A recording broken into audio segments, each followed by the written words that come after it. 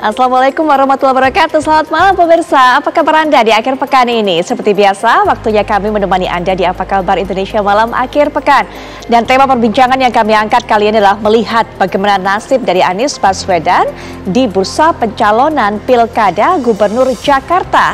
Apakah betul memang tutup buku setelah koalisi buntu, yaitu PKS, PKB, dan juga kemudian Nasdem menarik diri dari dukungan? Bersama saya Putri Viola. Dan bersama saya Kenana, malam hari ini Apa Kabar Indonesia Malam juga akan menghadirkan informasi mengenai Kejaksaan Negeri Surabaya yang mengajukan permohonan pencekalan kepada Kemenkumham dan juga Kejaksaan Agung atas Ronald Tanur agar tidak bepergian ke luar negeri. Selengkapnya untuk Anda pemirsa di Apa Kabar Indonesia Malam.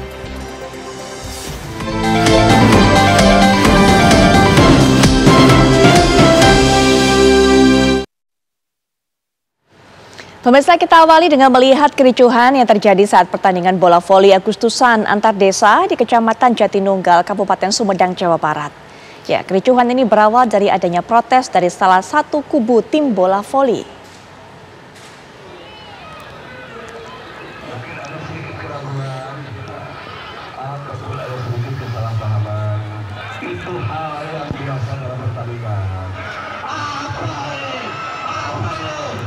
Ya, pemirsa, polisi setempat yang mengamankan berlangsungnya pertandingan bola voli tersebut terpaksa harus melepaskan tembakan peringatan untuk melerai kericuhan yang semakin memanas.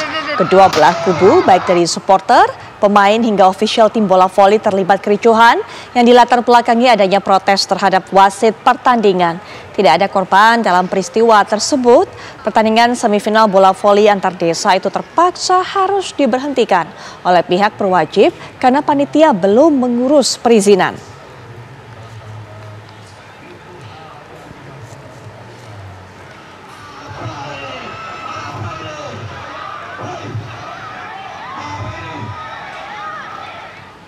Turnamen sepak bola antar kampung dalam rangka memperingati HUT ke-79 RI di Kabupaten Pinrang, Sulawesi Selatan berlangsung ricuh. Kericuhan yang bermula antar pemain di lapangan mengakibatkan penonton atau supporter turun ke arena pertandingan.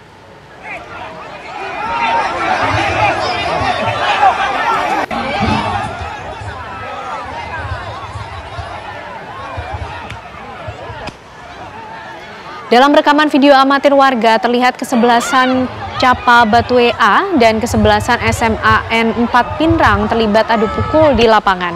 Hingga petugas keamanan pun terpaksa mengeluarkan tembakan peringatan beberapa kali di udara untuk mengurai massa dari kericuhan. Setelah kondusif, kompetisi kejuaraan HUT RI ke-79 Pinrang ini kembali berlangsung.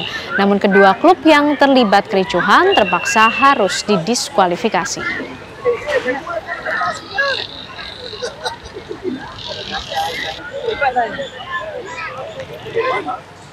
Ratusan mahasiswa terlibat ricuh di depan kampus Universitas Trunojoyo Madura di Kabupaten Bangkalan, Jawa Timur pada Jumat petang.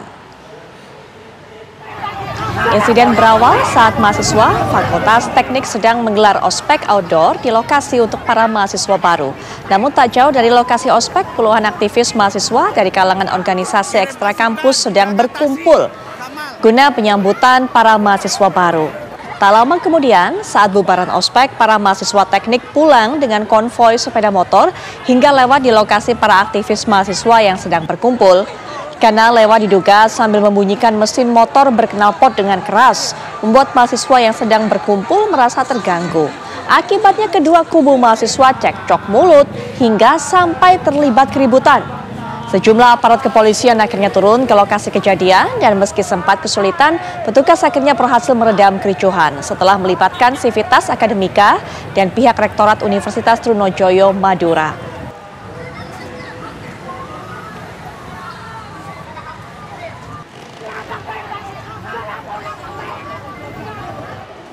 Ya, ribuan warga di Brebes, Jawa Tengah menyambut Festival Bawang Merah dengan berebut gunungan yang diarak keliling Pantura Kota Brebes. Namun sayangnya saat berebut hasil bumi bawang merah, banyak warga yang mengaku menjadi korban pencopetan.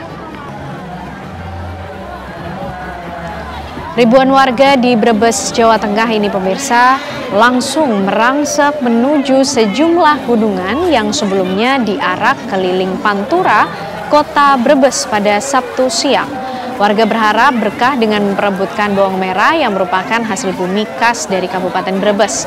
Sejumlah gunungan bawang merah yang tiba di alun-alun kota Brebes langsung diserbu warga. Bahkan nampak seorang ibu terjatuh ke aspal usai ditabrak kendaraan Tosa yang membawa gunungan. Namun sayangnya banyak warga yang mengaku kecopetan, baik kehilangan handphone, dompet, hingga uang di saat mereka saling berebut gunungan bawang merah. Arak-arakan gunungan merupakan bagian dari Festival Bawang Merah Brebes yang sudah digelar 2 tahun ini dan akan menjadi agenda tahunan pemerintah setempat.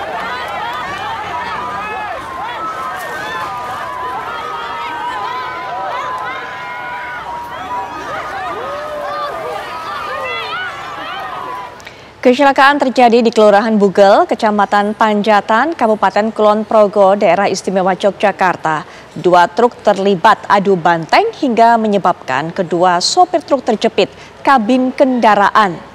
Nah, yang Anda saksikan ini petugas melakukan proses evakuasi kedua korban kecelakaan yang sempat terjepit kabin kendaraan usai truk yang ditumpanginya bertabrakan. Nah, meski dalam kondisi sadar, namun proses evakuasi tetap dilakukan oleh tenaga medis dan relawan Basarnas menggunakan peralatan ekstraksi. Setidaknya membutuhkan waktu 1,5 jam untuk bisa mengevakuasi kedua korban. Setelah berhasil dievakuasi, kedua korban langsung dilarikan ke Rumah Sakit Umum Daerah Wates dan akibat peristiwa ini 5 orang mengalami luka-luka. Pasca kecelakaan sempat terjadi penumpukan kendaraan di ruang Jalan Dendels, Kelurahan Bugel. Kasus ini telah ditangani oleh unit Gakum Satlantas Polres Kulon Progo.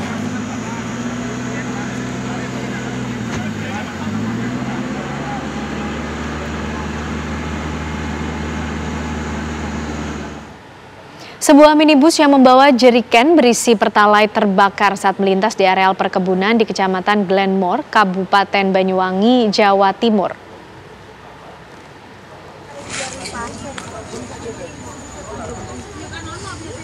Sebelum terbakar, mobil terperosok ke saluran irigasi kebun tebu. Mengetahui roda kendaraannya terperosok, sopir kemudian menginjak pedal gas. Namun tiba-tiba muncul percikan api.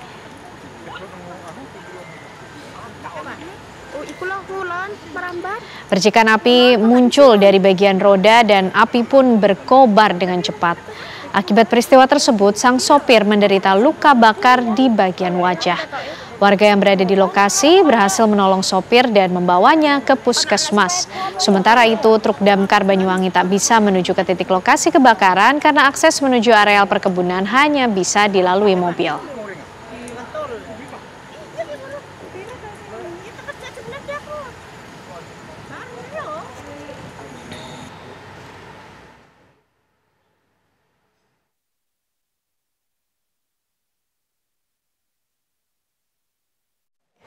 Kita beralih ke kabar lainnya. Pemirsa, Presiden PKS Ahmad Syahiku mengaku dirinya telah menjalin komunikasi dengan Presiden terpilih pemilu 2024 sekaligus Ketua Umum Gerindra Prabowo Subianto. Ya, Syahiku mengatakan Majelis Syuro ke-11 PKS ini memutuskan untuk melanjutkan komunikasi dengan pimpinan partai politik sebagai upaya untuk membangun Indonesia yang lebih baik.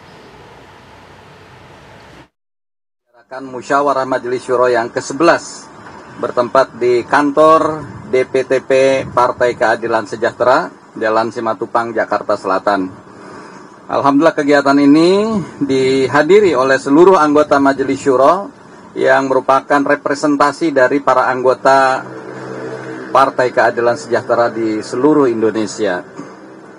Musyawarah Majelis Syuro dalam kesempatan yang ke-11 ini telah membahas berbagai situasi, baik situasi kebangsaan di Negara Kesatuan Republik Indonesia maupun situasi dunia yang memang berkembang cepat menjelang hari ulang tahun kemerdekaan Republik Indonesia yang ke-79. Tentu sebagai bangsa yang besar, Indonesia perlu mengantisipasi dan juga berpartisipasi lebih besar lagi di masa-masa yang akan datang demi terciptanya tata dunia baru yang lebih adil dan damai. PKS memandang bahwa gejolak perekonomian global yang begitu hebat belakangan ini dan ancaman perang yang meluas ke berbagai kawasan, khususnya yang terjadi di Palestina, memerlukan peran besar dari pemerintahan baru di bawah kepemimpinan Presiden Republik Indonesia terpilih. Beberapa hal yang perlu kami sampaikan kepada publik. Saya kira pertama, bahwa pimpinan PKS telah berkomunikasi dengan Bapak Prabowo Subianto sebagai Presiden Republik Indonesia terpilih pada Pilpres 2024. Tentu saja kita juga memahami bahwa hubungan PKS dengan Pak Prabowo Subianto ini sudah terjalin sejak pemilu Presiden 2019 dan pemilu Presiden sebelumnya tahun 2014. Oleh karena itu, Musyawarah Majelis Syuro yang ke-11 ini mengamanatkan kepada DPP PKS untuk melanjutkan komunikasi yang telah berlangsung baik kepada pimpinan-pimpinan partai, tokoh-tokoh keumatan, tokoh-tokoh kebangsaan sebagai upaya untuk membangun Indonesia yang lebih baik. Ya, pemirsa, Partai Demokrasi Indonesia Perjuangan resmi mengusung Edi Rahmayadi sebagai calon Gubernur Sumatera Utara melawan Bobi Nasution di Pilkada Sumatera Utara. Dukungan kepada Edi Rahmayadi disampaikan oleh Ketua Dewan Pimpinan Pusat PDI Perjuangan Bidang Kehormatan Komarudin Watubun saat menggelar apel Satgas Dewan Pimpinan Daerah PDI Perjuangan Sumatera Utara di lapangan Astaka Pancing, Kota Medan, Sumatera Utara. Edi Rahmayadi dipanggil hadir oleh Komarudin ke atas panggung untuk memberikan surat perintah maju sebagai calon Gubernur Sumatera Utara. Penyerahan surat perintah itu juga didampingi oleh jajaran petinggi PDI Perjuangan seperti Yasona Lauli, Jarod Syaiful Hidayat, dan Rapidin Simbolon. Menurut Komarudin Watubun, Edi merupakan sosok pemimpin dengan jiwa petarung dan militer yang siap menghadapi menantu Presiden Bobi Nasution di Pilkada Sumatera Utara mendatang. Sementara itu, Edi Rahmayadi menuturkan ia siap 100% untuk bertarung di pemilihan kepala daerah Sumatera Utara dan optimis bakal kembali memimpin Sumatera Utara. Kita bersatu.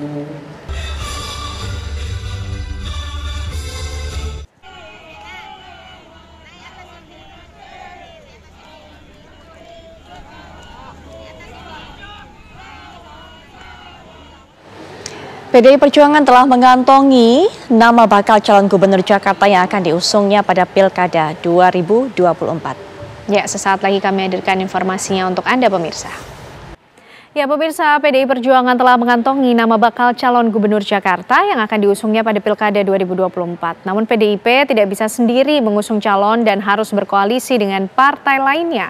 Partai mana kira-kira yang akan berkoalisi dengan PDIP?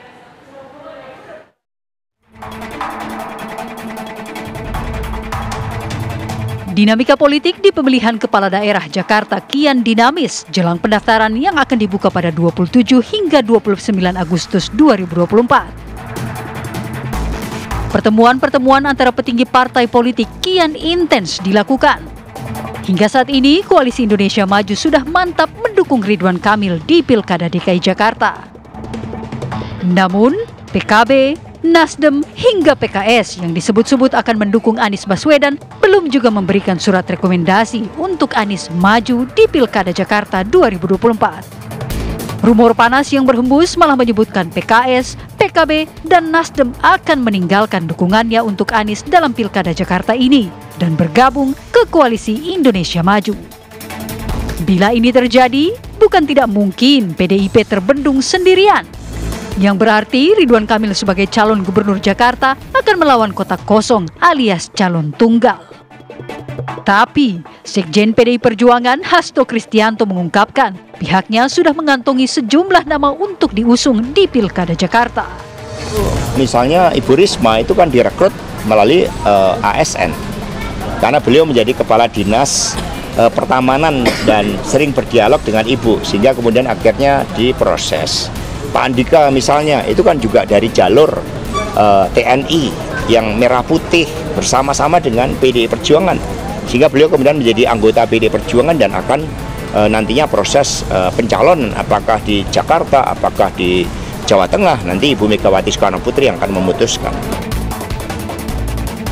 Meski akan mengusung calon, PDI Perjuangan tidak bisa sendirian mengusung calon gubernur dan wakil gubernur di Pilkada Jakarta 2024. Dengan perolehan 15 kursi di DPRD Jakarta, PDIP harus berkoalisi, karena untuk mengusung pasangan calon, partai politik harus memenuhi syarat kursi di parlemen minimal 22 kursi. Hasto mengungkapkan komunikasi sudah dilakukan PDI Perjuangan dengan sejumlah ketua umum partai politik lain. Karena itu, Hasto meyakini masih ada peluang Pilkada Jakarta tidak diikuti satu pasangan calon yang melawan kota kosong. Pada akhirnya ada sosok-sosok yang bisa diterima dan menyatukan partai politik. Jakarta menjadi sangat penting karena pengembangan wilayah Jakarta dan sekitarnya akan sangat menentukan Indonesia ke depan. Sehingga partai juga sungguh-sungguh di dalam melakukan dialog dengan partai politik lain. Minggu yang lalu kami juga bertemu didampingi oleh Pak Said Abdullah dengan Bapak Muhaimin Iskandar dan juga dengan Bapak Zulkifli Hasan. Kami juga berkomunikasi dengan Pak Erlangga, dengan kemudian Sekjen Gerindra Pak Ahmad Muzani, dengan Mas Dasko. Jadi komunikasi intens kami lakukan dengan partai-partai lain.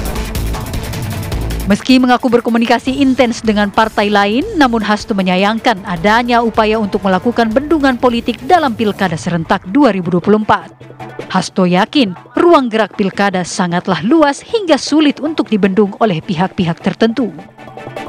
Pilkada ini ruang geraknya luas, karena di sini mencerminkan harapan rakyat itu. Harapan rakyat tidak bisa dibendung.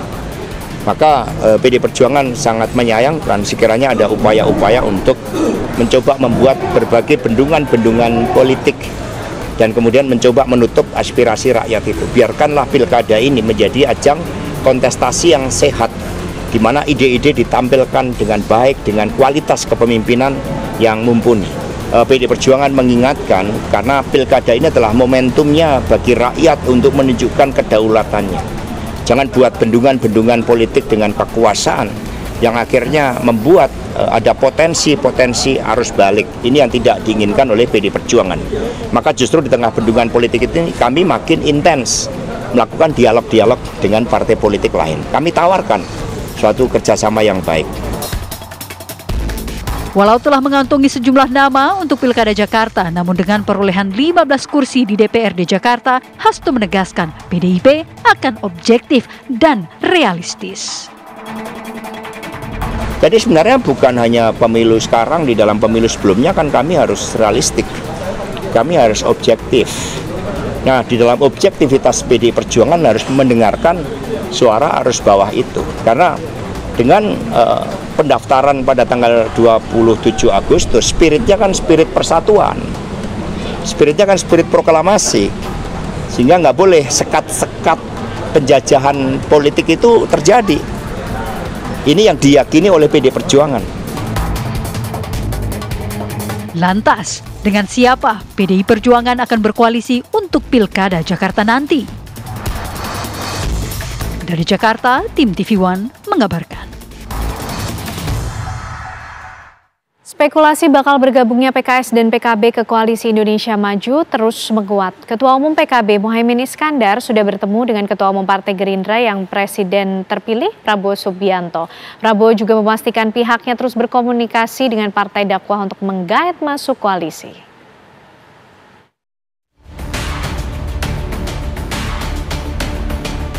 Pertemuan Ketua Umum Partai Gerindra, Prabowo Subianto bertemu dengan Ketua Umum PKB Muhaimin Iskandar menguatkan spekulasi masuknya PKB ke dalam Koalisi Indonesia Maju.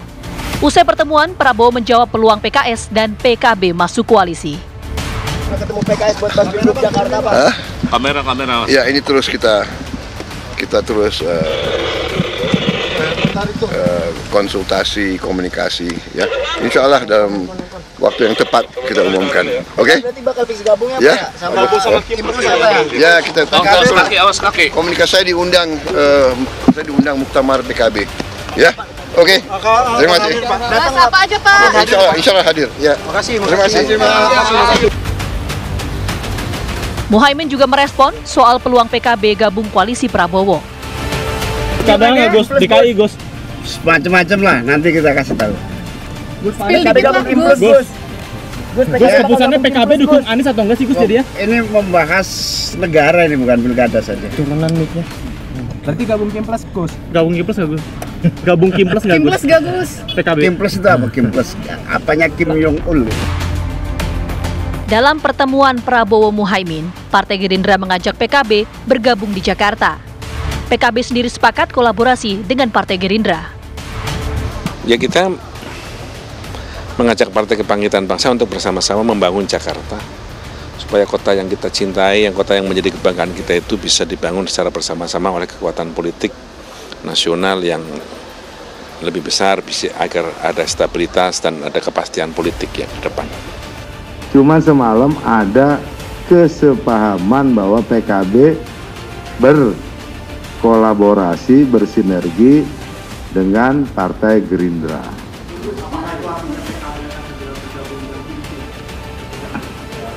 Ya kalau soal arti soal yang lain, yang jelas kami bersama Gerindra, gitu kan? Soalnya ketumku nggak begitu paham Kim plus itu apa. Sementara PKS saat ini masih menggodok opsi bergabung dengan Koalisi Indonesia Maju. Jadi pimpinan PKS tentu akan melihat pertama apakah memang memberikan tambahan waktu kepada Mas Anies untuk menambah kursi dari 18 menjadi 4, atau misalnya menerima atau mempertimbangkan opsi lain, salah satunya adalah dari Kim. Partai Nasdem sejauh ini tak banyak bersuara soal bergabung dengan Kim. Namun Bendahara Umum Partai Nasdem, Ahmad Syahroni, menyatakan bahwa putusan mendukung Anies Baswedan di Jakarta belumlah final. Politik itu sangat dinamis ya, kan bukan berarti pada putusan-putusan final terkait dengan para rekomendasi misalnya itu bisa saja berubah. Tapi kita nggak tahu proses dinamika politik yang akan berjalan selanjutnya. Tapi disampaikan oleh kemarin Pak Hermawi Taslim untuk mengusung Pak Anies Baswedan, tapi kan ini masih berproses sampai titik darah penghabisan pada saat pendaftaran. Partai mana yang bakal bergabung dengan Koalisi Indonesia Maju? Tim TV One mengabarkan. Ya pemirsa, rame-rame parpol pendukung Anies Baswedan dalam Pilkada Jakarta ini mundur dan bahkan ada tanda-tanda bergabung dalam Kim dan juga mendukung Ridwan Kamil. Akankah demikian pemirsa? Kami akan hadirkan pembahasannya untuk Anda usai jeda.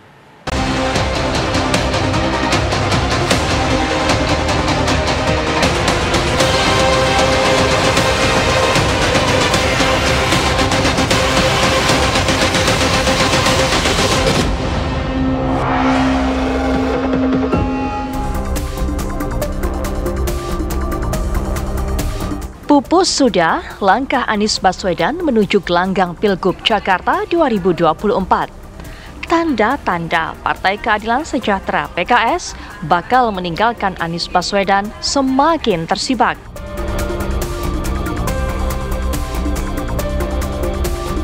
PKS membuka peluang batal mendukung Anies Baswedan pada Pilgub Jakarta 2024. PKS menilai Anies gagal mengumpulkan dukungan dari partai lain untuk memenuhi syarat pencalonan sesuai target yang ditentukan. Hingga jatuh tempo 40 hari waktu yang diberikan Anies sejak 25 Juni, deklarasi pasangan Anies Sohibul Iman atau Aman, Anies tak kunjung mendapat dukungan partai lain.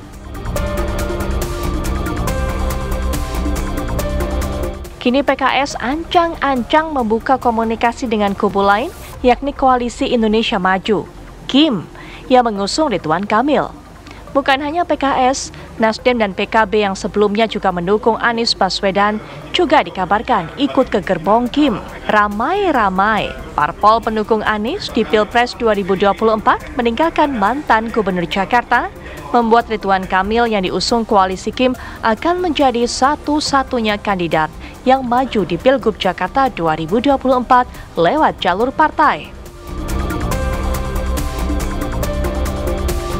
Jika benar tiga parpol yakni PKB, PKS, Nasdem yang sejak awal dukung Anies Baswedan di Pilgub Jakarta 2024 mencabut dukungan dan bergabung ke gerbong Kim, akankah memuluskan Ridwan Kamil memenangkan Pilgub Jakarta 2024? Benarkah 3 parpol tersebut terpincut dan bergabung ke gerbong Kim demi kursi kabinet? Tim TV One mengabarkan. Kalau melihat pergerakan dari PKS saat ini, sepertinya kita harus melupakan pasangan ataupun juga duet aman Anies Baswedan dan juga Sohibul Iman. Dan bukan hanya itu, sepertinya kita juga harus melupakan pencalonan Anies Baswedan yang bisa kita lihat dalam bursa pilkada di Jakarta, karena sepertinya partai-partai yang tadinya memberikan dukungan, memberikan tiket kepada Anies, ada PKS, PKI, dan Nasdem, mundur teratur. Benarkah demikian? Lalu langkah Anies selanjutnya apa? Kita akan perbincangkan dalam Apa Kabar Indonesia Malam akhir pekan. Kali ini sudah hadir di samping saya akan memberikan lebih lanjut lagi sebenarnya apa perwakilan dari Anies ini melihat langkah dari partai-partai yang sudah mengumumkan awalnya untuk mendukung Anies dan juga rencana berikutnya. Sudah ada di samping saya ada Bang Sahrin Hamid selaku juru bicara dari Anies Baswedan. Assalamualaikum warahmatullahi wabarakatuh. Bang Sahrin, selamat malam. Malam.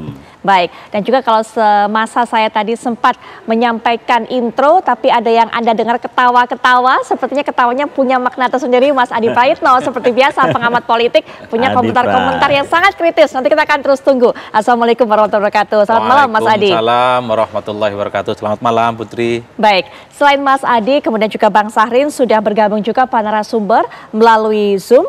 Sudah ada Pak Refrizal dari PKS, tapi sepertinya kami juga masih memiliki kendala untuk bisa terhubung dengan Pak Refrizal, tapi nanti akan bergabung. Kemudian juga ada dari PKB, yaitu Pak Hasbiullah Ilyas. Pak Hasbi, apakah juga sudah terhubung? Tapi sepertinya kami masih coba untuk menghubungi perwakilan dari PKS dan juga PKB untuk bisa menjelaskan kembali kepada masyarakat tentunya apa yang membuat mereka mundur dari mendukung Anies Baswedan. Tapi kita akan tanya kepada Bang Sahrin terlebih dahulu. Sudah memprediksi belum sih Bang seperti ini awalnya kondisinya, kok sepertinya Pak Anies sekarang terhimpit, terjepit, ditinggalkan begitu saja oleh partai-partai? Ya. Bang Sahrin. Ya, kalau kita lihat memang ya, kalau kasus terus berita-berita spekulasi dan juga mungkin beberapa statement dari pimpinan partai misalnya yang melihat bahwa ya ada gejala-gejala atau tanda-tanda menuju ke sana. Tapi bagi kami melihat justru sampai dengan saat ini ya kami masih meyakini pada posisi yakin bahwa ya baik itu PKS, Nasdem dan juga PKB yang telah menyatakan ataupun mendeklarasikan dukungannya kepada Anies. Dalam hal ini kami melihat bahwa ya masih cukup waktu sampai dengan tanggal 27 dan 29 Agustus pada masa pendaftaran. Ini masih ya kami melihat bahwa ya peluang itu masih sangat kuat. Artinya apa yang bahwa membuat Abang begitu yakin, bahkan merasa yakin peluangnya masih kuat, padahal PKS sudah mengatakan tenggat waktunya sudah habis, Pak Anies nggak bisa bawa partai lain sebagai pendukung dan sebagainya. Gimana Bang? Kami pada posisi tidak ingin berbantah-bantahan soal itu. Namun kalau kita lihat komunikasi antara Anies maupun dengan pimpinan partai di PKS kan masih berlangsung sampai dengan saat ini. Dan kami melihat juga bahwa sampai dengan saat ini ya tidak ada ungkapan resmi dari partai politik yang menyatakan bahwa mencabut dukungannya ataupun tidak lagi misalnya mendukung Anies. Baik. Nah, kami melihat bahwa para pimpinan partai ini ya mereka memiliki integritas dan juga komitmen yang tinggi untuk apa yang telah diucapkan, apa yang telah diputuskan oleh partainya dan sudah dideklarasikan dukungannya. Nah, ini akan bertahan sampai dengan pendaftaran. Walaupun memang ada banyak hal yang sedang terjadi, misalnya ada yang sudah menyampaikan pernyataannya tapi digoda, ditawar dan segala macam. Ya kami melihat bahwa itu adalah spekulasi memang yang berkembang. Tapi pada kondisi ini kami masih meyakini bahwa insya Allah partai-partai itu tetap komit hingga masa pendaftaran nanti. Bang, tapi PKS ini sudah berbincang loh dengan Kim, Koalisi Indonesia Maju, dengan Presiden terpilih juga Prabowo Subianto. Masih tetap yakin Bang? Ya, itu kami melihat bahwa itu komunikasi wajar di tingkat komunikasi antar pimpinan partai, tokoh politik, dan itu kan demi konteks nasional ya. Artinya bahwa ya ketika nanti masuk pemerintahan berarti ada yang di luar pemerintahan. Tapi kalau pilkada di daerah kan ya tidak akan beda konteksnya antara nasional dengan daerah. Jadi kami melihat bisa jadi ada koalisi nasional tapi dalam konteks lokal ataupun Iya. daerah, ya bisa skema dan formulanya berbeda-beda di Baik, masing-masing yakin dengan PKS-nya. PKB Nasdemnya juga masih seyakin itu? Kami kira masih yakin sepanjang belum ada, ya kita kan harus merujuk kepada yang resmi, yang formal. Oke. Bahwa yang resmi, yang formal itu adalah pernyataan dukungan ya. Betul. Nah, dan sampai saat itu kan hal ini belum ada pencabutan juga secara resmi. Jadi kami melihat bahwa apa yang telah disampaikan secara resmi, ya itulah yang menjadi pegangan bagi kami. Baik, optimisme yang diusung oleh kubu Anies Baswedan, Mas Hadi melihatnya? Ya, saya kira wajar kalau kemudian jubir Anies ini optimis ya, karena tentu masih berharap 3 partai yang sejak awal memberikan dukungan politik ke Anies ini mendaftarkan ke KPU nantinya. Tapi kalau kita melihat tanda-tanda alam, sepertinya memang pencalonan Anies di Jakarta ini hampir bisa dipastikan 1000% wassalam, Putri.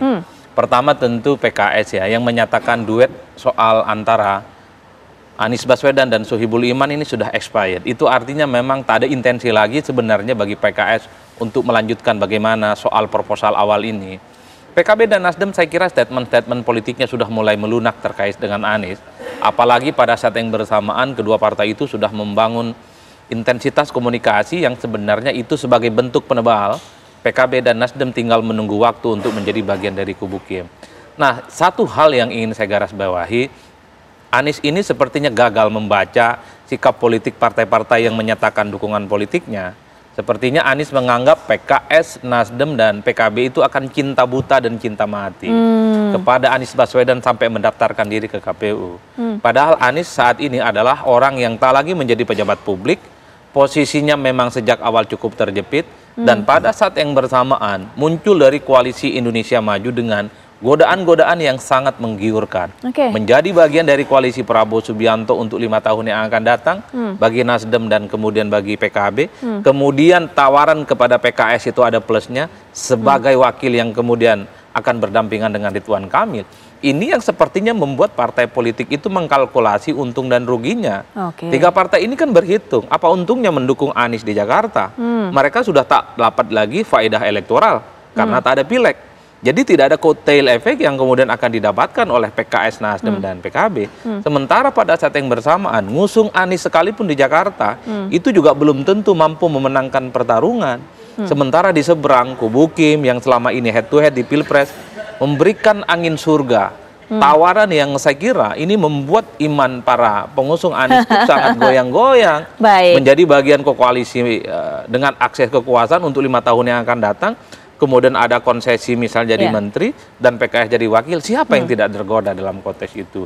Jadi ini yang sepertinya bisa menjelaskan kepada publik kenapa sikap politik pendukung Anies ini secara perlahan sudah mulai kelihatan sekali dekat dengan kubu Kim. Itu yang saya kira eksplanasinya. Ya, kita lihat yang imannya coba digoyang, yaitu dari kubu PKS. Kalau kata Mas Adi tadi digoyang dengan angin-angin surga yang ditiupkan oleh Koalisi Indonesia Maju atau KIM. Pak Refrizal mungkin bisa menjelaskan. Assalamualaikum warahmatullahi wabarakatuh. Selamat malam Pak Refrizal. Waalaikumsalam, Mbak Putri sehat selalu ya, semua sehat. Alhamdulillah Pak Ref, sehat selalu. Pak Ref, ini dari kubu Anies Baswedan juga pengen mendapatkan segera kejelasan, jangan digantung begitu saja. Pak Refrizal, bagaimana sebaik lanjutannya? Masihkah kemudian memberikan dukungan sepenuhnya? Harus ditanya sama Pak Anies, sama kubunya Pak Anies harusnya. Betul, nggak maksud saya? PKS itu ngasih apa ke Pak Anies waktu itu? Harusnya jawabnya Pak Anies yang jawab itu, ke PKS lagi jawab. Sampai tanggal berapa PKS sudah deklarasi, aman. Anies Sohibul Iman deklarasi loh. Betul. Ke publik kita deklarasinya. Betul. Ya. Jadi dibilang PKS menarik diri itu salah. PKS tidak pernah menarik diri dari Pak Anies. Betul. Tapi Pak Anies ditugaskan oleh PKS mencari 4 kursi lagi. Ya. Gitu. PKS harus belayar. PKS itu pemenang di Jakarta harus berlayar. Dengan siapapun harus belayar kita. Nggak boleh kita nggak mencalonkan sesuatu kosong. Masa baik kosong-kosong. Nah, kitanya prioritas pertamanya kemarin kan Anies. Udah keluar SK-nya Anies itu, Sohibul Iman itu udah keluar. Betul. Cuman untuk SK selanjutnya kan kita tunggu deklarasi dari Anies.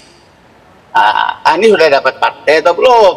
Nah, ini masalahnya sampai sekarang, bukan PKS. Baik. Saya nggak ada masalah apa-apa dengan Anies. Masalahnya sampai bukan... sekarang nggak ada masalah apa-apa. Baik, PKS masalahnya bukan di PKS, tapi hingga deadline yang diberikan Pak Anies belum membawa partai pendukung lainnya. Bagaimana Bang Sahrin? Ya, jadi tentunya masing-masing partai kan punya mekanisme, punya pertimbangan masing-masing. Dan ya kami mengapresiasi dan menghormati serta menghargai mekanisme di masing-masing. Ada memang yang telah mengumumkan ya, ketiga ini kan telah mengumumkan mendukung Anies. Hanya saja persoalan internal untuk itu menjadi sesuatu yang resmi ya, ada yang memang lebih cepat seperti PKS yang telah mengeluarkan rekomendasi pasangan, dan juga ada partai-partai memang yang belum begitu cepat. Nah ini yang memang masing-masing tentunya punya pertimbangan dan mekanisme internal yang harus kita hargai tentunya. Baik, tahan dulu Bang Sahrin. Jadi Pak Rev, akhirnya setelah kemudian deadline-nya ini sudah tutup begitu atau sudah masuk, sudah tenggat waktunya sudah habis. Ada nggak, jadi nggak pasangan aman ini, Anies Baswedan dan Sohibul Iman? Tapi dijawab nanti ya Pak Rev ya. Kita jeda sejenak setelah iklan, kemudian kami akan kembali mendengarkan bagaimana pandangan dari Pak Rev Rizal. Sesaat lagi pemirsa. Kita kembali lanjutkan perbincangan. Pak Rev masih bersama kami ya. Pak Rev, jadi kemudian gimana nih yang pasti-pasti aja Pak Rev? Setelah kemudian Pak Anies Baswedan tidak bisa membawa partai-partai untuk bisa memberikan suaranya, dukungannya tentunya hingga tenggat waktu, bakal kemudian terjadi nggak pasangan aman ini? Karena kalau Mas Adi di sini bersama saya nih, Mas Adi ngomongnya katanya sudah wassalam. Betul nggak sih Pak Rev? Kalau pasti itu nanti pas waktu mendaftar ke KPU itu baru pasti itu Pak. Ya. Dulu Anies mendaftarnya kapan? Anies Sandi itu mendaftarnya kapan? Pas last minute kan. Sebelum maghrib diputuskan. Habis itu last minute mendaftar ke KPU waktu 2017 ya, 2018 yang lalu. 17 yang lalu gitu ya. Nah, itu yang pasti ya. Kalau yang begitu yang pasti. Kalau sekarang kita bilang pasti, politik tuh begitu, dinamis, sangat dinamis. Tunggu tanggal mainnya, ya. Nah, kalau yang pasti-pasti, yang apa tadi, itu nggak bisa kita bilang pasti. Kita yang akan datang itu harus berkata insya Allah, tidak boleh pasti. Kalau Anies sudah kita deklarasikan dengan berpasangan dengan Sohibul Iman, bukan kaleng-kaleng, Sohibul Iman itu mantan rektor. Paramadina, mantan presiden PKS, mantan wakil ketua DPR RI, kalau bahasanya Pak ini tuh bukan kaleng-kaleng gitu. Artinya kita nggak ngasih orang sembarangan, gitu untuk berpasangan dengan Anies Baswedan untuk DKI sebagai PKS sebagai pemenang. Udah kita deklarasikan, udah diumumkan oleh presiden PKS, begitu loh. Jadi jangan bilang PKS meninggalkan Anies, nggak ada itu. Sampai sekarang nggak ada. Harus Pak Anies yang tanya. Bang PKS dong bertanya. Masa PKS mau bertanya? Ya, jadi Pak Rev. PKS mendukung dia tahun 2017. PKS nggak dapat apa-apa kok. Baik. Jadi nggak dapat wakil kita waktu itu. Baik, Pak Rev Rizal, apakah artinya kemudian diberikan tambahan waktu lagi untuk kepada Anies Baswedan ini mendapatkan dukungan dari partai-partai lainnya, Pak Rev? Nah itu yang saya bilang.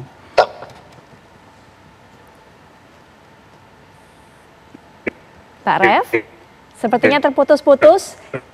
Kami coba perbaiki komunikasi kami dengan Pak Rev Rizal. Nanti mungkin setelah kami perbaiki, Pak Rev Rizal bisa kembali mengulang apa jawaban dari pertanyaan saya. Ya, Pak Rev Rizal sepertinya terputus-putus. Pak Rev Rizal, maaf Pak Rev Rizal, terpaksa kita coba dulu untuk bisa perbaiki komunikasinya. Kita menuju ke narasumber berikutnya yang juga baru bergabung dalam perbincangan kita, perwakilan dari PKB yaitu Pak Hasbiullah Ilyas. Pak Hasbi, Assalamualaikum warahmatullahi wabarakatuh. Selamat malam Pak Hasbi. Masih mute. Baik, sepertinya masih di mute Pak Hasbi, kami belum bisa mendengar. Selamat malam, waalaikumsalam. Baik. Makasih Mbak. Iya Pak Hasbi. Bang Sahrin, Bang Adi. Iya, sekarang kita sudah bisa mendengar. Baik, Pak Hasbi, kita juga ingin sekali tahu bagaimana kemudian langkah dari PKB ini dalam memberikan dukungannya kepada Anies Baswedan di Pilkada Jakarta kali ini. Silakan Pak Hasbi. Sampai hari ini PKB partai yang pertama kali, DPW PKB DKI yang pertama kali mendeklarasikan Anies tetap masih bersama Anies Baswedan. Tidak berubah sama sekali.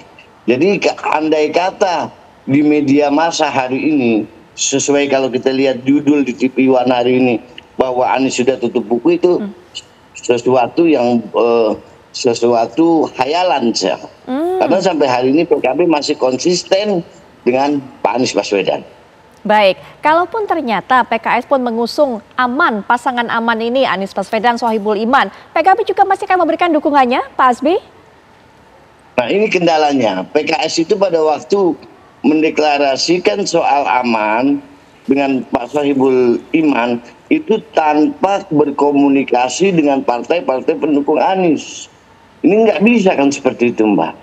Namanya kita berkoalisi nanti sama-sama mendukung Pak Anies, itu harus segala sesuatu itu diputuskan harus bersama, tidak boleh sendiri-sendiri. Karena kan tujuan untuk mendukung Pak Anies ini kan menang. Makanya PKB sampai hari ini belum menerima kalau Anies dan Sohibul Iman. Belum menerima PKB hari ini. Nah, langkahnya Pak kemudian sebagai jalan tengah ini Pak, jadi tetap memberikan dukungan kepada Anies Baswedan, tapi kan kalau pasangannya Pak Anies ternyata Pak Sohibul Iman, PKB nggak setuju nih. Ada komunikasi mengenai lanjut Pak mengenai hal ini? Oh iya, kita komunikasi dengan beberapa partai, dengan yang lain, termasuk dengan kawan-kawan PDI, semua kita komunikasi, tapi memang sampai hari ini belum ada titik temu. Menurut kami pemilu ini kan masih lama, pilkada ini masih lama. Toh kemarin kalau kita belajar dari pilpres kemarin, Pak Muhaimin itu dicalonkan dengan Pak Anies 3 hari sebelum pendaftaran di KPU, jadi masih panjang menurut saya.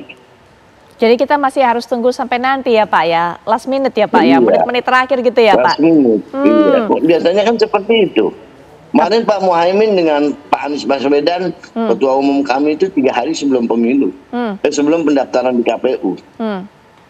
Ya, jadi deg-degan Pak soalnya para pendukung Anies Baswedan ini kalau melihat seperti ini manuver dari para partai pendukungnya. Tapi kalau tadi Pak Hasbi sudah menjelaskan seperti itu, Mas Adi, jadi belum wassalam Mas Adi, masih besar peluangnya ternyata. PKS mengatakan masih bersama, begitu kan bahkan sudah deklarasi.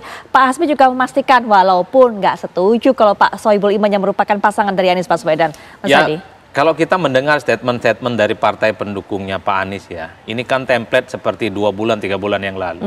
Soal tetap mendukung Anies tapi dengan catatan wakilnya bukan Sohibul Iman dan seterusnya.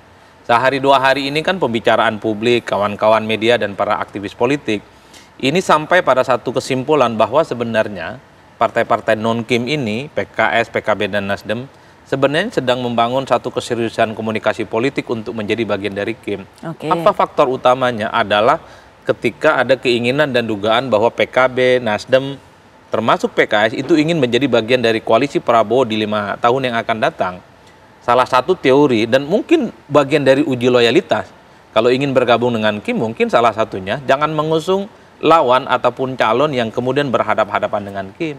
Dalam konteks itulah bukan tidak mungkin apa yang disampaikan PKB, Nasdem, dan PKS itu diedit keputusan politiknya. Yang awal memberikan dukungan ke Anies, kemudian diedit tidak mendukung Anies, hanya karena ingin menjadi bagian dari koalisi pemerintah di 5 tahun yang akan datang. PKS sepertinya memang agak ngotot pada posisi wakil. Kalau Anies memang tidak menjamin bahwa Aman ini kemudian bisa berlayar, ada tawaran dari kubu Kim di mana di situ ada wakilnya bisa mendampingi RK. Disitulah kemudian PKS sedang membangun bridging soal kembali menjadi bagian dari mereka. Ini yang kemudian ada satu kesimpulan yang disimplifikasi bahwa seakan-akan Anies ini dalam konteks ini kemudian agak selesai dalam konteks pencalonannya untuk menjadi calon kandidat di Pilkada Jakarta. Ini yang kemudian membuat kenapa pembicaraan selama 19 hari ke depan menuju pendaftaran itu adalah pembicaraan yang seakan-akan Pilkada Jakarta sudah tidak menarik. Karena Kim Plus itu akan terwujud, yang dilawan itu kalau tidak bukan kosong hanya sebatas calon independen yang saat ini verifikasi faktual tahap kedua yang akan mungkin lolos. Karena kan pengumpulan KTP-nya kan meningkat secara signifikan dalam hitungan hari ini. Ini yang saya kira sudah menjadi pembicaraan per hari ini. Wallahu a'lam bishawab persisnya ya. Artinya apa? Karena PKS, PKB dan Nasdem ketika misalnya dituding, ditengarai bahwa mereka sebenarnya sudah mulai goyang, ingin bergabung dengan Kim, mereka juga tidak mau. Nah, tinggal diuji apa betul bantahan mereka ini konsisten hingga mampu mengantarkan Anies nantinya di KPU di Jakarta. Kan itu ujiannya.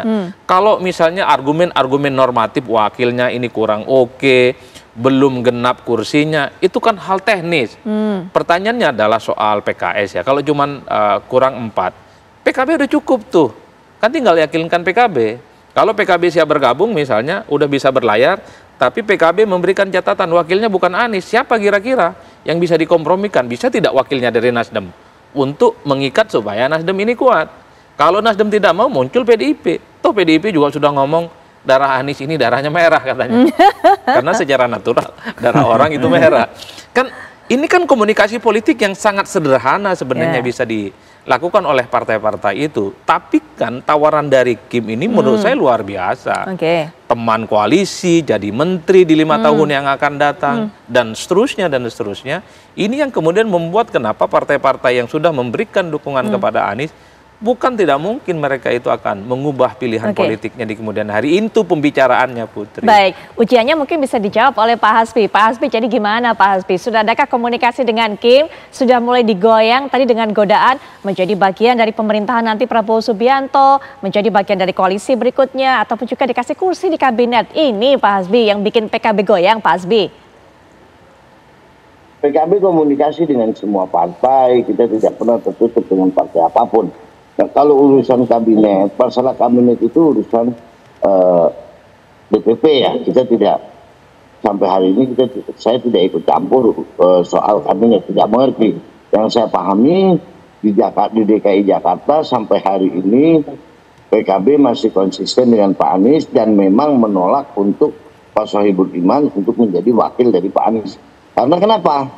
Penolakan PKB ini berkali-kali saya katakan bahwa jika PKB dengan PKS yang wakilnya notabene wakilnya Pak Sohibul Iman ini ceruknya sama, tidak akan menang.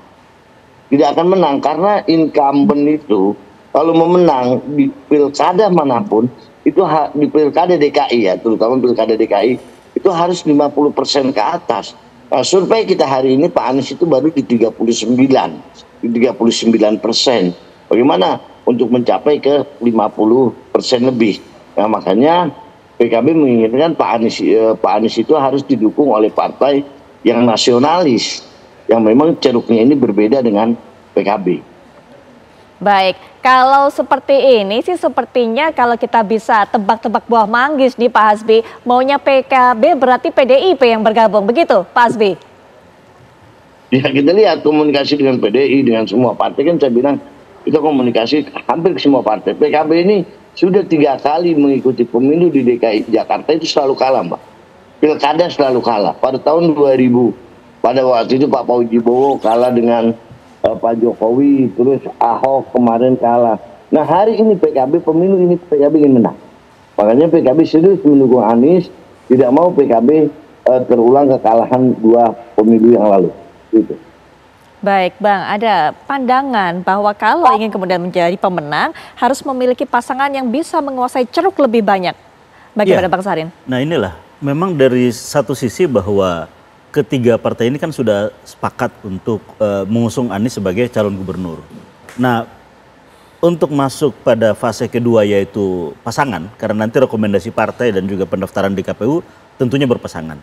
Nah, inilah yang sedang berproses di masing-masing partai. Tentunya memang yang pertama adalah bahwa pasangan ini punya kapasitas untuk memerintah ke depan.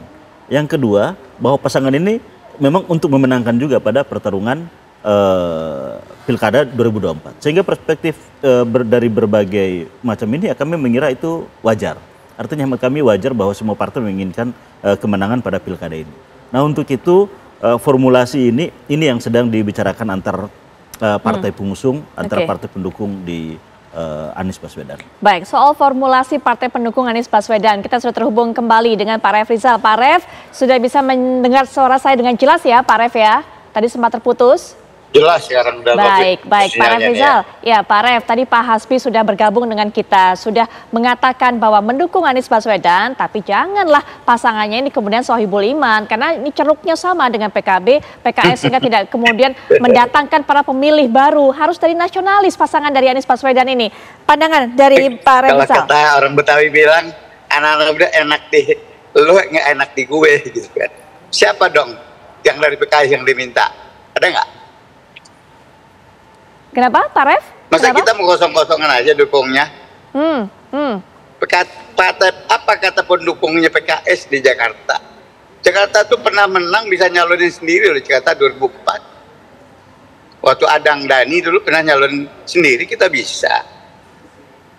Ya kita sekarang hanya minta wakil. Wajar dong. Kemarin kita kecelek juga nggak ada wakil kemarin. Si Sandi mundur, kita nggak dapat wakil kemarin. Kecelek kita. Gitu kan? Harus jelas, politik kan mau nggak boleh abu-abu, harus jelas, harus konkret, PKS harus konkret. Kita dituntut juga oleh pendukung kita, oleh kader kita. PKS harus maju sebagai partai pemenang, jangan sebagai kosong-kosong juga gitu loh. Dan kita minta Anies sebagai kader PKS juga nggak ada responnya Pak Anies. Bisa juga pilihannya kan bisa Anies sebagai kader PKS atau Sohibul Iman diambil sebagai wakilnya, kan itu juga. Kan ada pilihannya. Pak Anies respon nggak? Makanya saya tanyakan pada Anies, jangan tanyakan PKS melulu bilang gitu. Atau Pak Hasbi yang jawab, bisa nggak jawab? Baik, nanti Pak Hasbi jawab, tapi kemudian Bang Sahrin terlebih dahulu. Ada permintaan juga dari PKS, oke pasangannya bukan Sohibul Iman, tapi Pak Anies masuk ke dalam PKS, karena selama ini yang kita tahu bahwa Pak Anies tidak mau bergabung dalam partai. Gimana? Apa namanya? Enaknya aja gitu, jangan mau enaknya aja, harus berdarah-darah juga, ikutlah perjuangan partai gitu loh. Oke, kalau nggak masuk PKS maunya enaknya aja berarti ya, Pak Ref ya? Berjuang tuh nggak gampang loh. Oke, Bang Sahrin biar jawab, begitu Pak Ref, tunggu dulu, nanti Pak Hasbi juga bisa berikan pandangan, jangan mau enaknya aja, Bang Sahrin. Oke, jadi begini, artinya bahwa semua hal kan bisa menjadi pembicaraan, artinya kan masing-masing partai tentunya punya preferensi untuk kepentingan partai masing-masing. Dan dari sisi Mas Anies juga saya kira memang sudah melihat bahwa ya setiap partai ya, menginginkan itu. Maka tentunya semua hal kan bisa terbuka dalam konteks negosiasi ataupun musyawarah politik. Nah ini yang kami lihat bahwa ya semua pintu itu ya harus terbuka. Semua pintu itu harus terbuka. Jadi tidak ada pintu yang tertutup. Jadi masih mau negosiasi nih ya langkah berikutnya ya kan? Mengenai hal ini. Kan masing-masing kan punya aspirasi. Tadi aspirasi PKS bahwa Mas Anies mengambil Sohibul Iman sebagai wakil gubernur atau Mas Anies yang menjadi PKS, kan begitu. Dari aspirasi PKB punya catatan tentang wakil gubernur. Begitu pula Nasdem yang mencalonkan Anies Baswedan, tapi dengan catatan tidak boleh mengambil wakil dari Nasdem. Nah ini kan masing-masing kan punya aspirasi masing-masing. Nah ini yang kami kira bahwa sudah harus waktunya sudah semakin dekat untuk segera diputuskan, baik oleh partai politik maupun oleh Anies Baswedan tentunya sebagai calon yang diusung sebagai gubernur. Baik, Pak Hasbi, kalau mau kemudian berkoalisi dengan PKS nggak mau kosong nih memberikan dukungannya. Pak Hasbi silakan, jangan mau enaknya aja, begitu kalau kata Pak Ref Rizal. Oh iya, kita sadar bahwa PKS pemenang pemilu, wajar semua partai juga kalau menang tidak mau kosong, harus ada jaminan. Akan tetapi inilah harus semuanya itu harus dimusyawarahkan. Makanya tim Pak Anies juga Bang Sahrin, saya minta memusyawarahkan ini harus bergerilya. Bagaimana untuk menyatukan partai-partai yang sekarang ini berjalan sendiri-sendiri, supaya bagaimana tim Pak Anies ini bisa menyatukan partai-partai ini, menjalin komunikasi, mencari win-win solution, kan seperti itu. Kalau sekarang menilainya seperti apa? Kurang bergeril ya Pak Anies ini, kurang proaktif Pak Hasbi? Bukan begini Mbak, sekarang begini, PKB memutuskan sendiri, PKS memutuskan sendiri, Nasdem memutuskan sendiri. Hari ini di koalisi di pendukung Pak Anies ini belum ada titik temu yang benar-benar yang waktu yang tinggal 19 hari ini, hanya titik temu. Mudah-mudahan dalam waktu tinggal 19 hari ini kita akan menemukan titik temu, dan saya yakin itu akan ketemu. Oke, Pak Ref, 19 hari Kan tersisa. pentingnya komunikasi kan. Ya, Pak Rev, 19 hari tersisa. Yang penting komunikasi. Titik temunya seperti apa, Pak Rev? Dan sudah gagal gitu dong. Harus optimis gitu, harus optimis sampai titik terakhir gitu. Sebelum terjadi akad nikah itu harus optimis terus. Jadi masih yakin? Iya, kita optimis, Bang. Optimis, Bang. Pak Hasbi optimis sih, Pak Rev tadi katanya. Optimis. Kita semua pendukung Pak Anies itu optimis mendukung Anies Baswedan menjadi calon gubernur. Seperti itu. Karena PKS tanggal 20 itu setahu saya akan mengumumkan secara nasional di seluruh dukungannya seluruh Indonesia. Di Jawa Barat siapa, Jawa Timur siapa, semuanya akan diumumkan secara resmi nanti tanggal 20 semua. Tanggal 20 Agustus ya Pak? Iya. Termasuk DKI akan kita umumkan tanggal 20. Oke, berarti sisa 10 hari lagi untuk bisa menjalin komunikasi dengan semua partai pendukung Anies untuk bisa mendapatkan titik temu, begitu Pak Rev? Iya, jangan terlalu sampai terakhir juga dong, gitu kan. Jangan terakhir kayak dulu kita jantungan, sport jantung kita. Baik, harus ada time limit juga. Oke, Pak Hasbi, Bang Sahrin diminta segera cepat untuk bisa menjalin komunikasi, jangan mepet-mepetan di tanggal 20 tentunya. Nanti kita lanjutkan kembali perbincangan, Mas Adi juga bisa berikan pandangan setelah jeda berikut ini kami segera kembali. Dalam perbincangan ini, dari tadi sebelum jeda, Mas Adi kita sudah tahu apa maunya PKS, apa maunya PKB, dan juga bagaimana caranya dari pihak Anies Baswedan harusnya menjembataninya. Termasuk juga kemungkinan menarik adanya koalisi partai baru untuk bisa bergabung di sini. Menurut Mas Adi, pernyataan-pernyataan disampaikan oleh Pak Rev Rizal, Pak Hasbi, seperti apa? Tadi kan sebenarnya ada titik terang ya minimal sedikit mengkonfirmasi satu kesimpulan bahwa partai-partai non-Kim di luar PDIP, mereka ini sudah selesai dengan Kim untuk bergabung ya. Titik temunya adalah ketika PKS mengatakan masuk partai dong, masuk PKS. Kalau Anies Baswedan masuk PKS, Bang Syahrin, itu artinya PKS nggak ngotot minta wakil. Jadi siapapun yang mau berkoalisi dengan PKS maka boleh minta wakil, entah PDIP, entah PKB, ataupun mungkin Nasdem. Itu kan titik temunya. Kalau kita mendengar statement-statement sejumlah elit PKB beberapa waktu yang lalu, mereka memang sempat mengusulkan atau muncul nama, misalnya seperti Andika Perkasa. Sekalipun Andika ini ke Jawa Tengah, tapi minimal titik temunya adalah wakil Anies itu harus mampu memberikan faedah politik elektoral, nilai tambah sehingga mampu mendongkrak elektabilitas Anies untuk memenangkan pertarungan di Jakarta. Kalau ini yang terjadi, saya kira memang kotak Pandora, kesemrautan antara tiga partai yang sudah menyatakan dukungan politiknya kepada Anies ini bisa dilakukan. Cuman saya khawatir pernyataan ini hanya pernyataan di depan panggung untuk menjelaskan bahwa per hari ini partai ini nggak selesai dengan Kim. Masih negosiasi, sedang membangun bridging, membangun bagaimana ada titik temu untuk menjadi bagian dari Kim. Kalau di belakang sudah selesai, ya saya kira apapun argumen di depan, ya nggak akan ada gunanya. Kalaupun toh Anies akan bergabung dengan PKS, kalau sudah ada kesepakatan misalnya PKS dengan Kim, ya nggak bisa diselamatkan lagi. Bagaimana proses pencalonan Anies ke depan. Tapi boleh juga dicoba Bang, sehari 2 hari ini Anies masuk PKS, siapa tahu PKS kemudian bisa mengubah pilihan dan iman politiknya lagi. Supaya godaan bergabung dengan Kim misalnya itu tidak bisa diterima. Ataupun setelah itu PKB juga akan mengatakan, cocok ini Anies, tinggal wakilnya. Mungkin Ida Fauzia mau sorongkan, atau Lulu Nur Hamidah bisa disorongkan. PKS dengan PKB bisa kok maju. Kan itu problemnya. Sesederhana itu sebenarnya kalau hanya ingin membentuk satu poros politik di luar Kim. Cuman kan godaan dari Kim ini nggak mudah. Godaan dari Kim ini kan penuh dengan yang saya sebut tadi. Janji surga. Menjadi bagian dari koalisi pemerintah di 5 tahun yang akan datang. Mungkin salah satu konsesinya adalah masuk kabinet. Mengusung Ridwan Kamil yang saya kira juga barang bagus. Apapun judulnya, Ridwan Kamil ini kan punya portofolio politik mentereng, Putri. Dianggap sukses di Jawa Barat waktu jadi wali kota, dianggap bagus ketika menjadi gubernur di Jawa Barat. Resultante dan penerimaannya di Jakarta juga bagus. Jadi dalam konteks inilah yang saya kira, saya lihat betapa memang tidak gampang juga menolak tawaran dari Kim ini. Karena semuanya serba nyaman, serba indah, dan serba mungkin. Apalagi misalnya kubu Kim ini di situ adalah partai yang kita tahu adalah partai-partai pemenang Pilpres beberapa waktu yang lalu yang saya kira mampu mengorkestrasi semua kekuatan politik mereka untuk kembali memenangkan pertarungan di Jakarta. Oleh karena itu, kalau saya sebagai aktivis tentu tidak mau partai-partai ini berkongsi dalam satu kekuatan politik hanya melawan kotak kosong atau melawan calon perseorangan yang sudah bisa ditebak. Karena ada kecenderungan kalau lawannya cuma calon perseorangan itu bisa dipastikan menang. Dan tingkat kemenangannya di atas 65% secara umum. Oleh karena itu, sekalipun bukan Anies lah yang diusung, bukan Ahok, ya siapalah yang didukung, Adi Prayitno mungkin, atau Bang Syahrin mungkin. Karena memang partai politik itu adalah tempat untuk memproduksi calon pemimpin. Ya, kan baik, itu saja. Dan hakikat pemilu, hakikat pilkada adalah pertandingan antara orang dengan orang, bukan pertandingan orang dengan kotak kosong.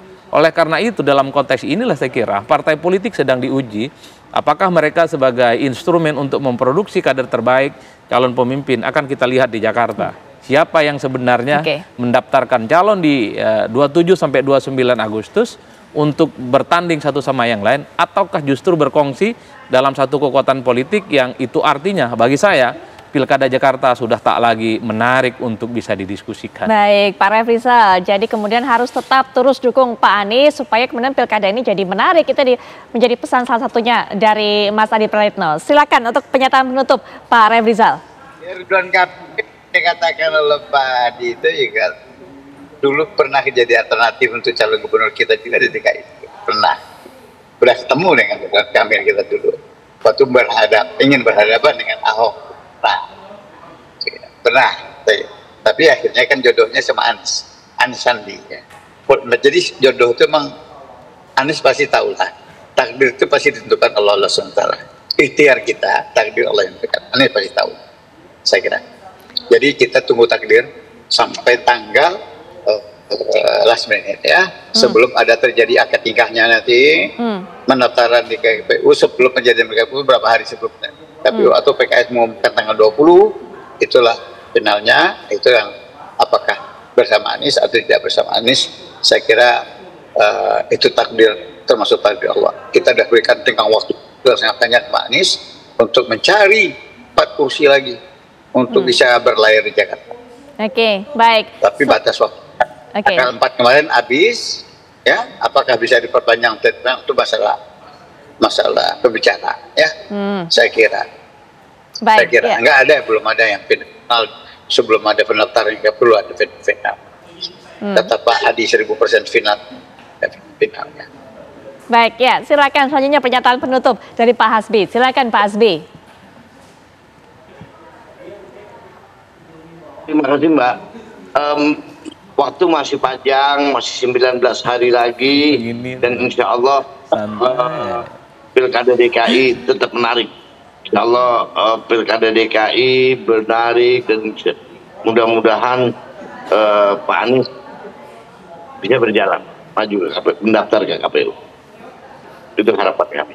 Baik, terakhir Pak Sangrin, harus ada yang dilakukan oleh Pak Anies, termasuk juga untuk bisa membuat semuanya ini bersatu. Kalau kata Mas Adi, sudah masuk PKS saja. Saya rasanya itu merupakan satu solusi yang kemudian win-win solution dan juga cukup sederhana untuk bisa mengakomodir partai-partai lainnya. Terakhir, Bang Syahrin. Baik, terima kasih. Tentunya harapan kita bahwa Jakarta dan partai politik sebagai instrumen rekrutmen kepemimpinan politik ini akan menghadirkan anak-anak bangsa terbaik untuk disuguhkan kepada publik. Nah, untuk itu tentunya terkait dengan bagaimana membangun musyawarah, kesepakatan, semua pintu tentunya terbuka untuk itu. Nah, untuk itu maka harapan kami adalah para pemimpin politik ini memberikan keteladanan politik, membangun integritas, komitmen terhadap demokrasi, sehingga nantinya harapan kita adalah rakyat mendapatkan pemimpin yang terbaik. Nah, dari sisi Anies Baswedan sendiri, bahwa semua tadi kita sudah dengar bahwa masing-masing partai pengusung memiliki kesepakatan yang sama bahwa calon gubernurnya adalah Anies Baswedan. Yang kedua adalah tentunya masing-masing partai politik memiliki preferensi, aspirasi yang berbeda-beda. Inilah yang menjadi PR untuk bagaimana membangun kalimatun sawanya nih. Apa kesepakatan bersama yang bisa dibangun. Dan insya Allah waktu masih cukup dan kita masih punya waktu untuk itu. Karena kami melihat bahwa pimpinan-pimpinan partai ini memiliki komitmen yang tinggi terhadap memajukan pemimpin terbaik buat warga Jakarta. Baik, kita tunggu ya Bang Zahrin, karena Siap. kalau tadi dikatakan oleh Pak Refrizal 10 hari lagi, tapi jangan mepet 10 hari juga. Ya. Itu segera dong komunikasi, begitu ya Pak Ref. Pak Ref, terima kasih sudah meluangkan waktu di tengah perjalanannya. Pak Hasbi juga terima kasih sudah meluangkan waktu di tengah aktivitasnya. Bang Zahrin terima kasih, Siap. Mas Adi terima kasih, semua sudah memberikan pandangan dalam perbincangan kita kali ini. Selamat malam, wassalamualaikum warahmatullahi wabarakatuh. Untuk panel sumber lainnya, sesaat lagi Ken Ane akan menyajikan rangkaian kabar menarik untuk Anda.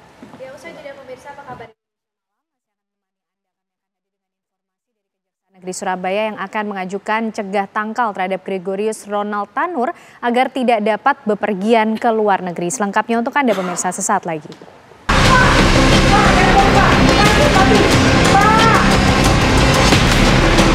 Ada hengki-pengki terkait apa yang diputuskan oleh hakim.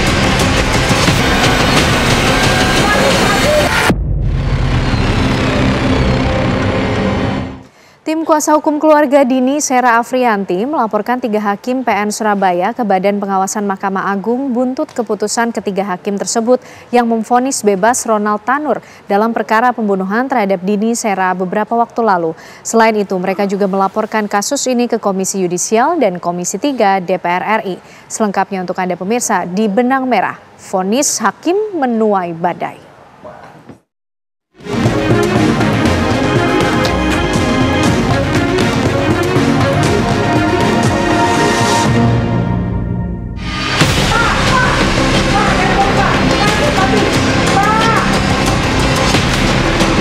Ada hengki-pengki terkait apa yang diputuskan oleh hakim.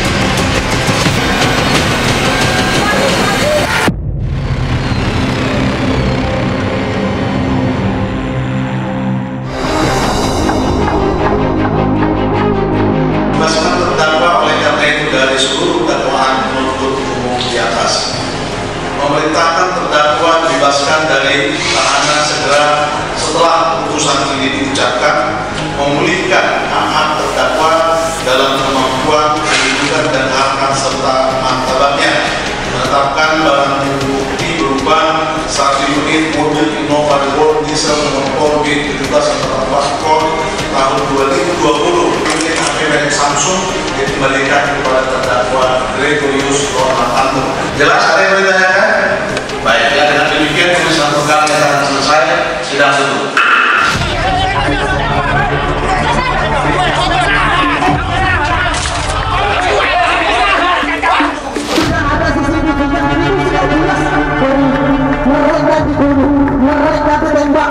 Putusan Majelis Hakim Pengadilan Negeri Surabaya yang menjatuhkan vonis bebas terhadap Ronald Tanur, terdakwa pembunuhan Dini Sera Afrianti, menuai badai kritik. Nah, kalau kita merujuk dari apa yang telah bukti yang ditunjukkan oleh jaksa penuntut umum, ketepatan tadi diputar oleh keluarga dan juga pengacara, sangat terlihat jelas di sana. Bagaimana korban kemudian ada bekas lindasan, kemudian ternyata betul dipukul pakai botol kepalanya itu yang botol alkohol. Logika publik itu tidak masuk akal ya, orang sudah terbukti meninggal dan ada hubungan dengan penyiksaan menurut para kesaksian, menurut dakwaan jaksa, kok tiba-tiba bebas. Kami berharap juga mendapatkan dukungan untuk adanya pencekalan terhadap Gregorius Ronald Tanur sampai kasus ini benar-benar terang benderang pada putusan kasasi di Mahkamah Agung. Diduga ada hengki-pengki terkait apa yang diputuskan oleh hakim. Diduga ada hengki-pengki. Wakil Ketua Komisi 3 DPR RI Ahmad Syahroni menduga ada modus tersembunyi di balik putusan Majelis Hakim Pengadilan Negeri Surabaya saat menjatuhkan vonis bebas kepada terdakwa Gregorius Ronald Tanur. Kan aneh kalau hakim menyatakan cuman gara-gara penyebab sah yang bersangkutan meninggal gara-gara alkohol. Ini presiden buruk, Bu Reke. Presiden buruk yang terjadi di Republik ini di Pengadilan Negeri Surabaya. Mahkamah Agung pun turun gunung untuk menelisik dugaan pelanggaran etik Majelis Hakim yang memvonis bebas Gregorius Ronald Tanur, terdakwa penganiayaan hingga tewas kekasihnya Dini Sera Afrianti. MA membentuk tim pemeriksa yang diterjunkan ke Pengadilan Negeri Surabaya. Mahkamah Agung membentuk tim pemeriksa untuk mengumpulkan bahan-bahan yang diperlukan untuk menelisik dugaan pelanggaran kode etik Majelis Hakim. Pembentukan tim pemeriksa dari Badan Pengawas MA tersebut sebagai respon langkah kuasa hukum keluarga korban Dini Sera Afrianti yang melaporkan dugaan pelanggaran etik majelis hakim yang memvonis bebas terdakwa Ronald Tanur. Ketiga hakim tersebut adalah Ketua Majelis Erintua Damanik, Mangapul, dan Heru Hanindyo. Bahkan kekayaan Majelis Hakim PN Surabaya yang memvonis bebas Ronald Tanur tersebut juga turut menjadi sorotan publik.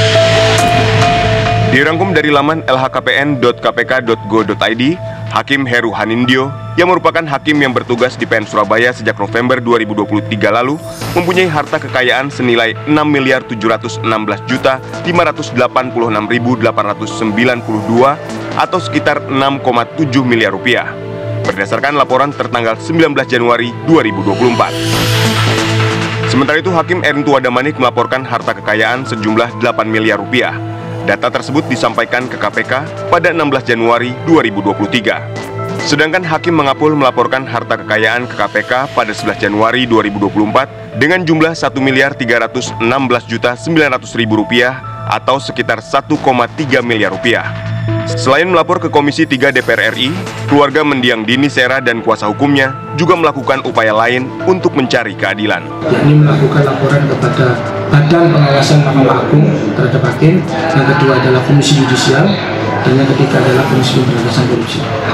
Kami akan melakukan langkah hukum terhadap 3 hakim ini.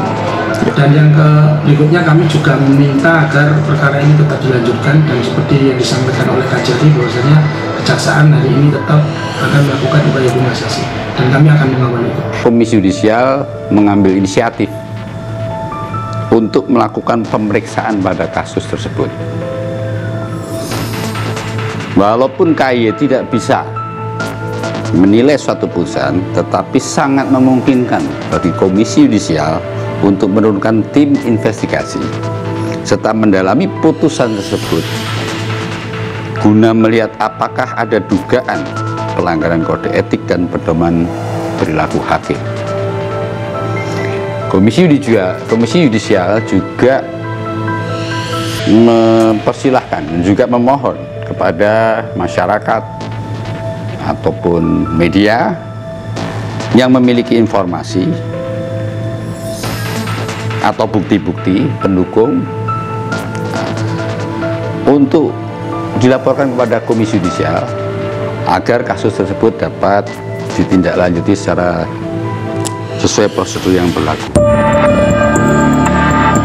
Sementara itu, Komisi Yudisial memastikan telah menerima laporan dari masyarakat dan menindaklanjuti laporan terkait vonis bebas untuk Gregorius Ronald Tanur dari PN Surabaya.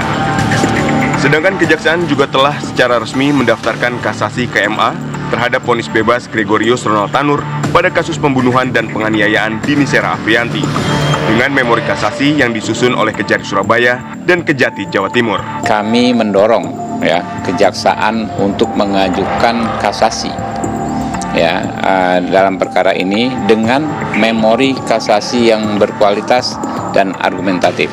Dalam penyusunannya kami juga menghimbau Kejaksaan, kami meminta Kejaksaan untuk melibatkan ahli-ahli hukum pidana. Sangat kecewa, sangat kaget gitu ya dengarnya, kan kemarin ya 12 tahun penjara, tapi sekarang tahu-tahu dapat kabar dibebaskan. Vonis bebas untuk Gregorius Ronald Tanur dalam perkara dakwaan penganiayaan yang mengakibatkan kematian kekasihnya Dini Sera Afrianti memantik reaksi keras dari publik. Putusan Majelis Hakim Pengadilan Negeri Surabaya tersebut dipandang mengangkangi logika yuridis dan mencederai rasa keadilan. Keluarga mendiang Dini Sera Afrianti dan kuasa hukum mereka pun terus melakukan upaya hukum untuk mendapatkan keadilan.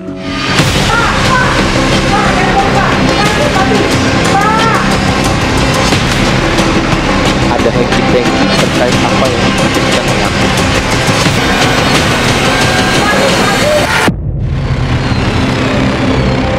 Pemirsa, untuk pertama kalinya dalam sejarah, duplikat bendera merah putih dan teks proklamasi dibawa keluar wilayah Jakarta, yakni ke Ibu Kota Negara IKN Nusantara, Kalimantan Timur. Proses ini merupakan bagian dari rangkaian peringatan hari ulang tahun ke-79 kemerdekaan Republik Indonesia.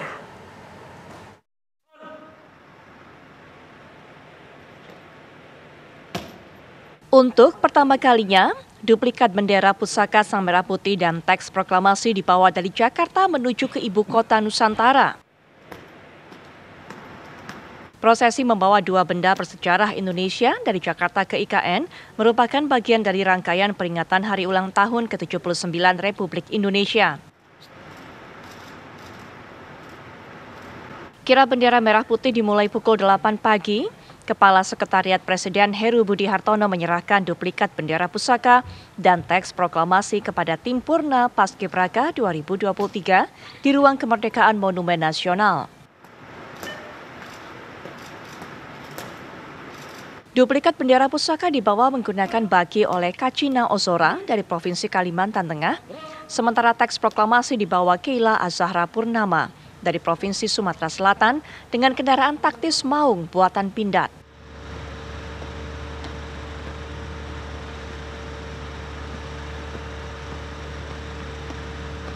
Rombongan kirap terdiri dari paskibraka dan pasukan militer dari 3 matra, serta detasemen kavaleri berkuda TNI Angkatan Darat.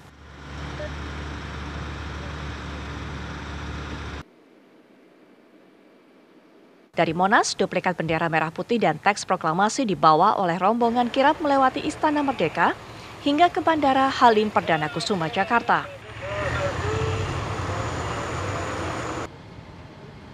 Selanjutnya, rombongan kirap diterbangkan dari Bandara Halim Perdana Kusuma, Jakarta menuju Bandara Sepinggan, Balikpapan, Kalimantan Timur.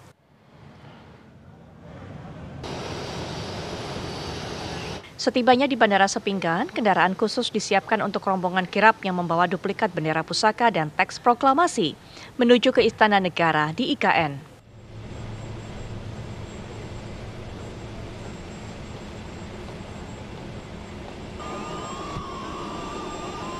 Pasukan dari Kodim Balikpapan dan Penajam Pasir Utara pun disiagakan untuk mengamankan rute yang akan dilalui oleh rombongan kirap.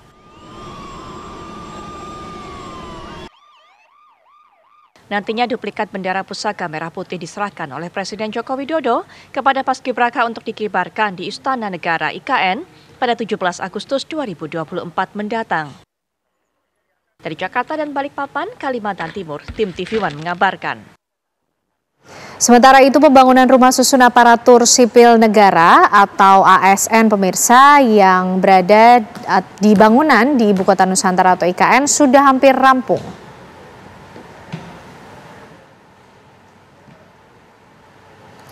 Ya, secara keseluruhan dari total 47 tower yang dibangun, sebagian sudah selesai dikerjakan. Terlihat pintu rusun ASN sudah menggunakan teknologi smart door lock, sehingga untuk membukanya cukup memasukkan password saja. Setiap unit rusun ASN memiliki luas 98 meter persegi dengan 3 kamar yang sudah dilengkapi pendingin ruangan atau AC. Masing-masing unit rusun juga memiliki ruang kerja, ruang keluarga, dapur, dan ruang makan. Sementara itu, jaringan akses air minum di Ibu Kota Nusantara telah terintegrasi dari sektor perkantoran hingga hunian. Bahkan air yang mengalir dari keran bisa langsung diminum.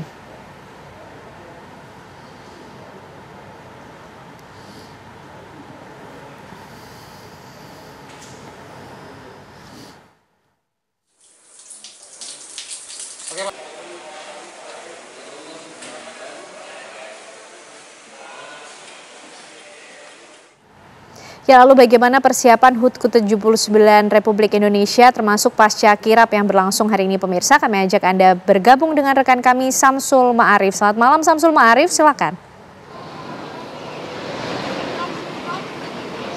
Baik, Kenian dan pemirsa, tentunya kirap yang berlangsung tadi di Balikpapan, tepatnya di lokasi IKN, tentunya merupakan sebuah sejarah baru bagi warga di sekitar IKN yang ini di Desa Sepaku, kemudian di Samboja atau Balikpapan pada umumnya, karena ini adalah hal kali pertamanya Ibu Kota Negara menggelar upacara 17-an.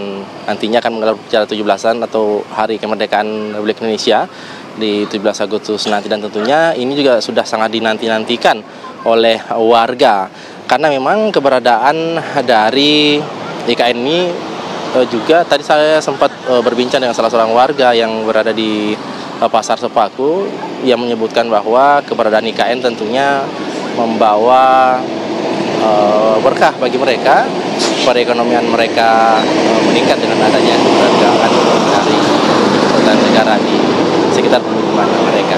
Dan tadi siang sekitar pukul 13 waktu Indonesia Tengah memang rombongan kirap bendera, duplikat bendera pusaka, kemudian teks proklamasi tiba di Bandara Sepinggan, Balikpapan, Kalimantan Timur ini dengan menggunakan pesawat milik TNI Angkatan Udara. Lalu kemudian setelah melewati serangkaian prosesi penerimaan, rombongan kemudian bergerak menuju ke ibu kota negara, melewati jalur tol Batakan, lalu kemudian yang jaraknya sekitar 38 km, lalu kemudian keluar dari pertigaan Samboja, lalu dari pertigaan Samboja menuju ke Sepaku atau ke wilayah ibu kota negara dengan jaraknya sekitar 70 km. Jadi sekitar 1,5 jam atau 1,5 jam waktu yang dibutuhkan rombongan tadi untuk tiba di ibu kota negara di wilayah Sepaku. Dan tadi